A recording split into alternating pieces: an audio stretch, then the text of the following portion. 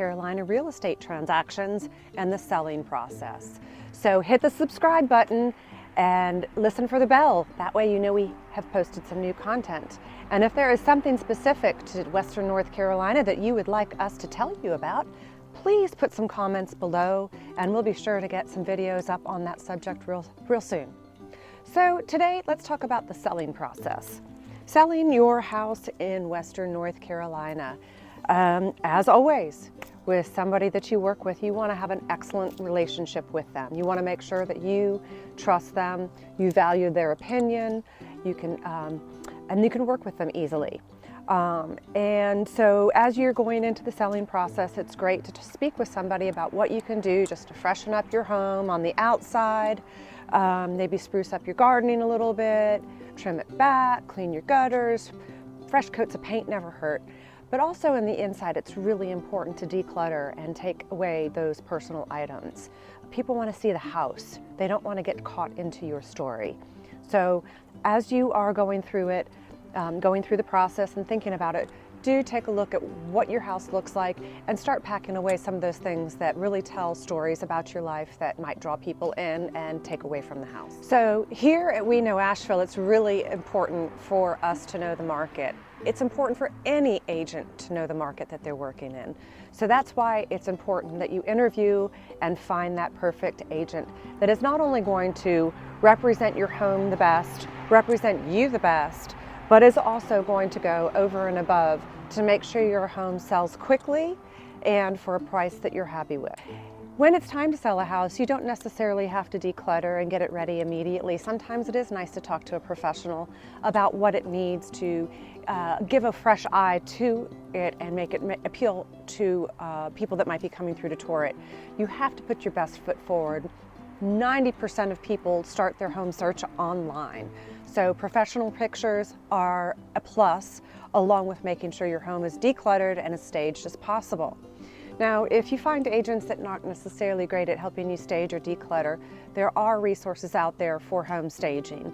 Ask your realtor how they can help you with that. Or give John and I a call with We Know Asheville. We have a couple of vendors in our back pocket too. So let's talk about marketing your home. This is a really important job of your realtor.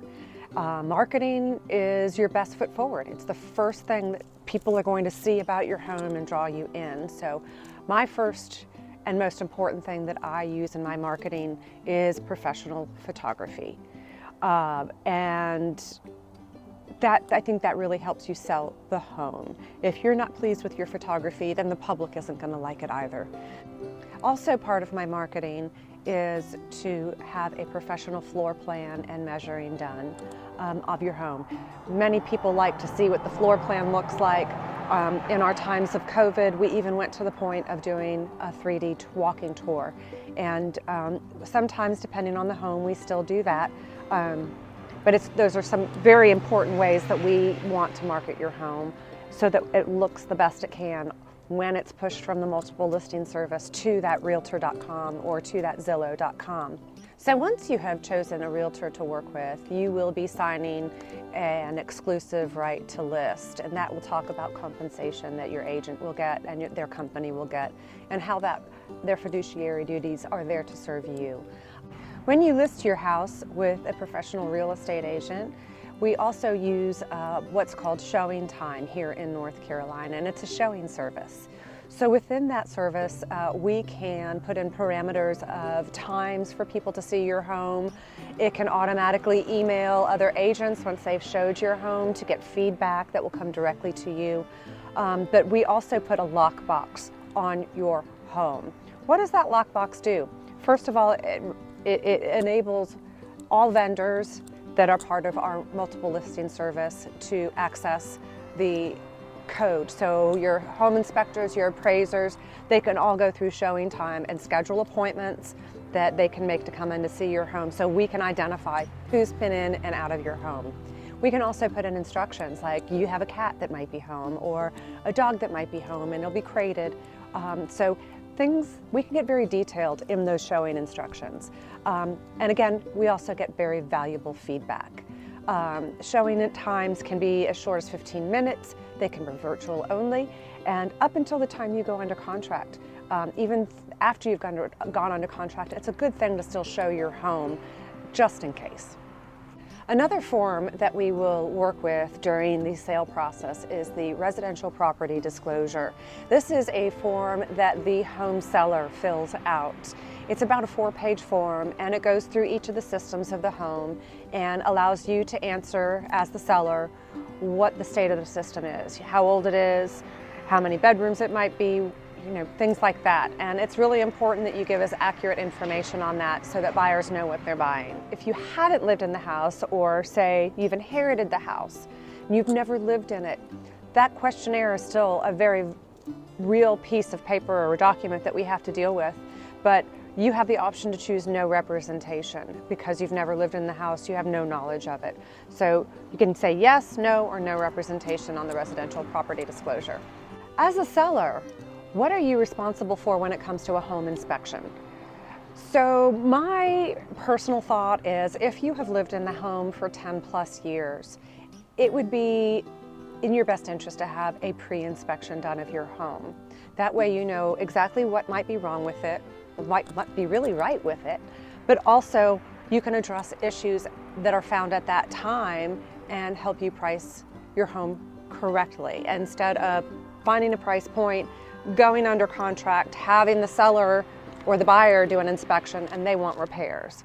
So again, if you've lived in your home 10+ years, it's good to do a pre-inspection. But on the flip side, if you've gone under contract, the buyer does the home inspection. It's up to them to discover and disclose any defects with the home. Now, they will look at that residential property disclosure, and they will also look at the home inspection, and they may or may not ask for repairs based on that home inspection. They are paying a home inspector to find potential issues with the home. So it's a pretty decent report, and we don't want anybody to be shocked when that comes in.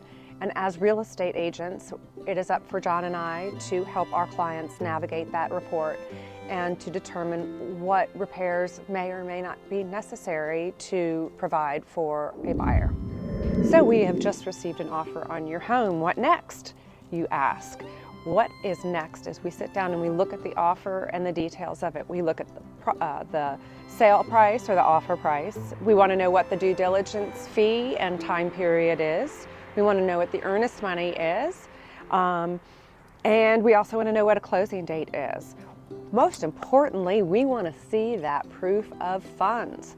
So whether the buyer is going with the conventional or a mortgage, or whether they're cash, we always ask that buyers show proof of funds for the offer price so that we can ensure that they can follow through with the transaction financially. What happens if you get multiple offers, you say? Well, here come John and I once again with our spreadsheets.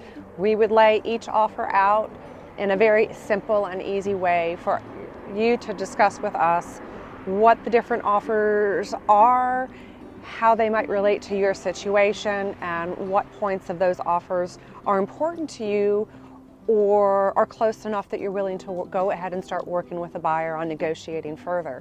As your realtors, we would help you with a counteroffer if you feel a counteroffer is in order, which most people do.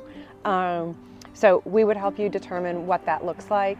But ultimately, decisions are always up to our clients, never us. We're just here to help give you the best information to make the right decision. So once you have accepted an offer, the first thing you should receive is a signed copy of the offer to purchase with both parties' signatures on it.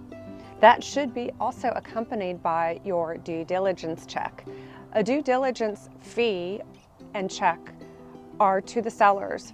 They are non-refundable back to the buyer. That is your only recourse as a seller for taking your home off the market. So that money comes into you at the time the offer is signed, and then the earnest money is received within 5 days, but that goes to an attorney and is held in escrow for the closing date. So once the offer is accepted, you've deposited that due diligence check, we've been through all of the inspections, but we're coming to the end of due diligence. What does that look like? First, we will most likely receive a due diligence request from the buyers and their agent requesting repairs. Are you required to make said repairs? Not in the state of North Carolina. The 2T offer to purchase form, which we've used for the offers, is an as-is contract. You as a seller are in no way, shape, or form obligated to make any repairs. However, I always feel it's in good faith to make any repairs that are deemed necessary for safety. I think that is good karma to do so. But again, you don't have to as a seller.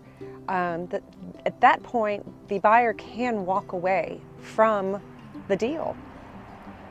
What does that mean for you? You get to keep the due diligence money. That's cash in your hand. Your house goes back on the market.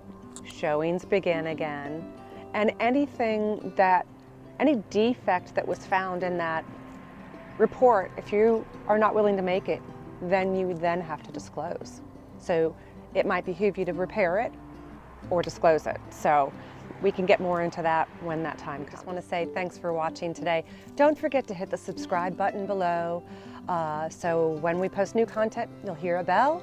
Also, if there's anything you're curious about in the Western North Carolina area that we haven't covered yet, please comment in the sections below. We would love to hear what you want to know about Western North Carolina. So from John and I, and we know Asheville, have a wonderful day.